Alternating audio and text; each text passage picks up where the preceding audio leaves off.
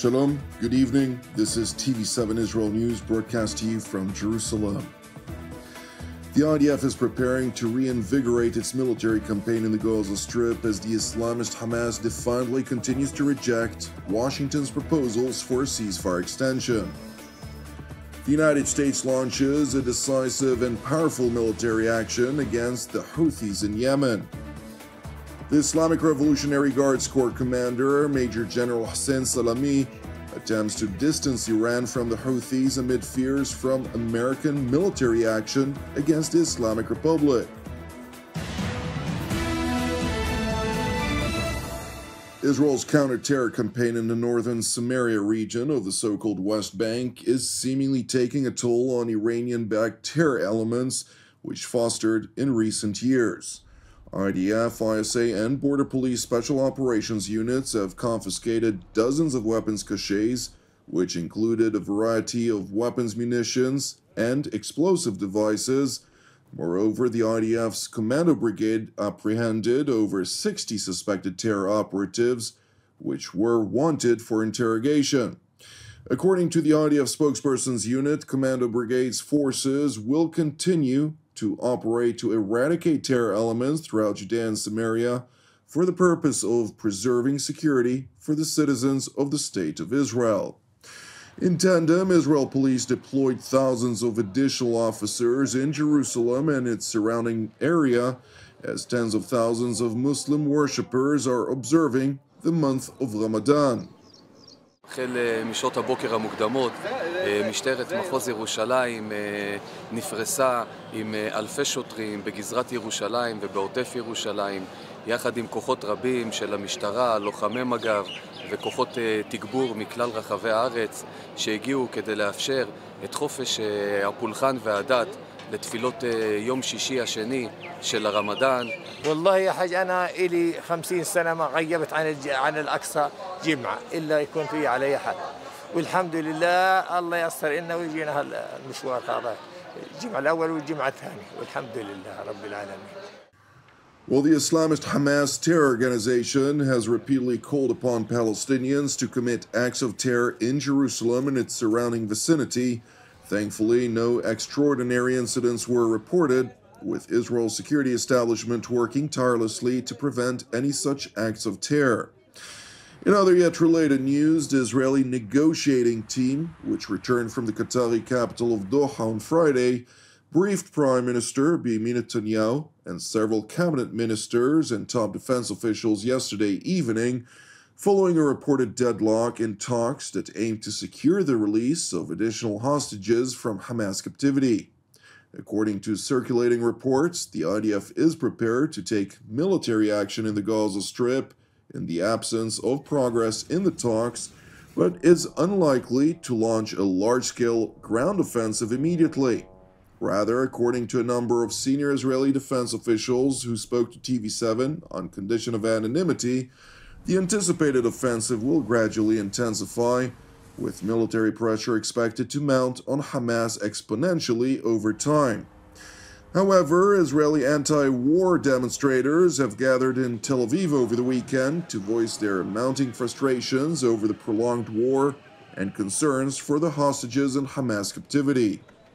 When Israel and America are talking of going back into Gaza and opening the gates of hell, what's there left to destroy there?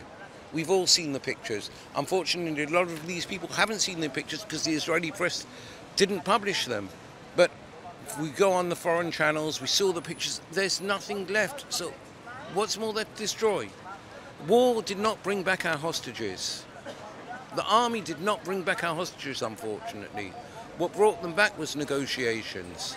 Do I negotiate with the enemy? Do I negotiate with the devil? I will negotiate with anyone to bring my brothers and sisters home. Late last week, during a trilateral Israeli, Greek, and Cypriot summit in Athens, Jerusalem's top diplomat, Gidon Sa'ar, addressed Hamas's continued refusal to accept U.S. Mideast envoy Steve Witkoff's outline for an extension to the ceasefire. In Gaza, Hamas still holds 59 of our hostages. Israel agreed to Special Envoy Steve Witkoff's proposal to extend the ceasefire as long as hostages are released. Hamas said no. Israel will not agree to anything less than the complete demilitarization of Gaza Strip, end of Hamas rule there, and the return of all our hostages.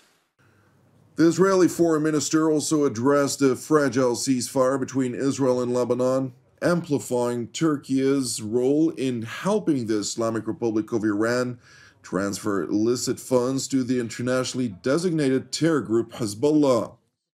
It is important to highlight that Israel remains unyieldingly adamant to enforce the U.S.-brokered ceasefire deal with Lebanon, with dozens of aerial strikes targeting Hezbollah terror operatives, as the Iranian proxy is defiantly seeking to rehabilitate its heavily battered military infrastructure, particularly in southern Lebanon. Separately, along Lebanon's eastern border with Syria, the Iranian proxy Hezbollah and the Turkish-backed jihadist HTS regime in Damascus are increasingly clashing with one another as cross-border tensions between the two internationally recognized terror organizations are seemingly boiling over. Meanwhile, addressing the HTS regime in Damascus, Jerusalem's foreign minister explicitly stressed that Abu Muhammad al-Jalani, also known as Ahmed al-Shara, is spreading jihadist terror throughout Syria. Israel did not shed a tear over the fall of Assad's regime. Yet the al-Jalani regime of Damascus, which was not democratically elected, has spread jihadist terror throughout Syria.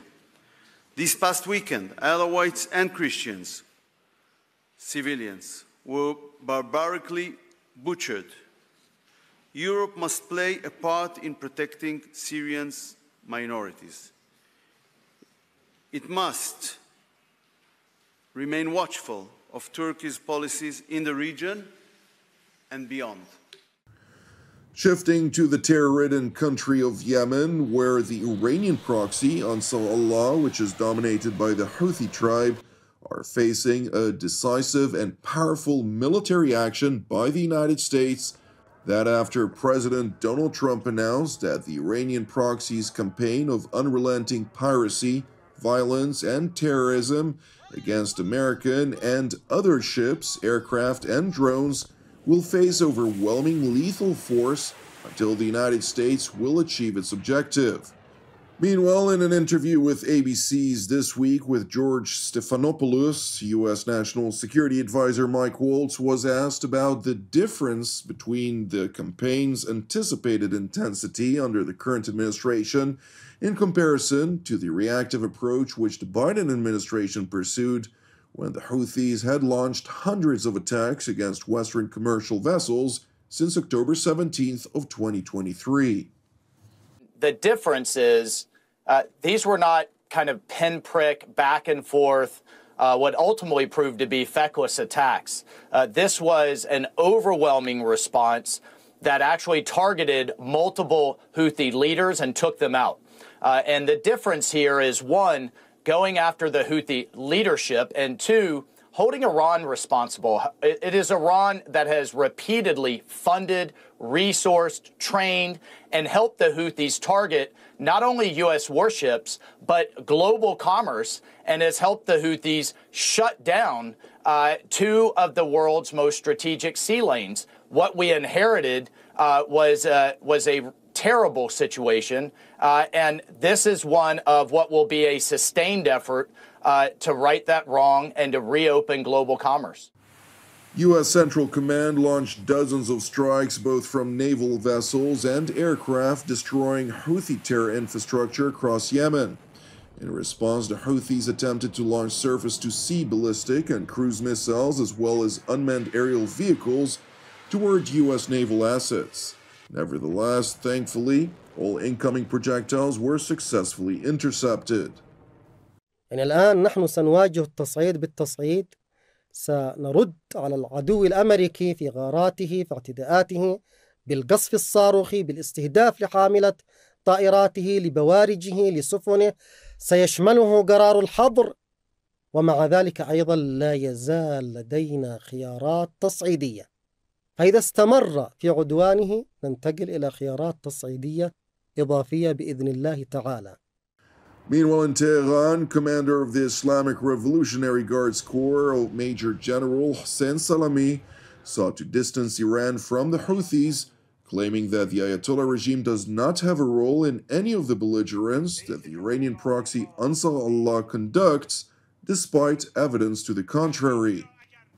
جمهوری اسلامی ایران نقشی در تنظیم سیاست‌های ملی یا عملیاتی هیچ جریانی از جبهه مقاومت از جمله انصارالله یمن ندارد. The RGC commander went on to pledge that any attack against the Islamic Republic would be met with a response. ما هر تهدیدی را اگر جنبه عملی به خود بگیرد با واکنشی سرسختانه و قاطع و ویرانگر جواب خواهیم داد. Thank you for watching TV7 Israel News. It is important for us to highlight that TV7 Israel is a non-profit ministry with all of our productions exclusively reliant on your generosity. Therefore, if you're blessed by the content of our programs, I would like to encourage you to support TV7 Israel with a donation. You can do so via our website at www.tv7israelnews.com. Separately, I'd like to encourage you as ever, pray for the peace of Jerusalem and salvation of Israel. I'm Jonathan Hessen, wishing you a Shavua Mevorach, and God willing, we will see you during our next update. Until then, Shalom from Jerusalem.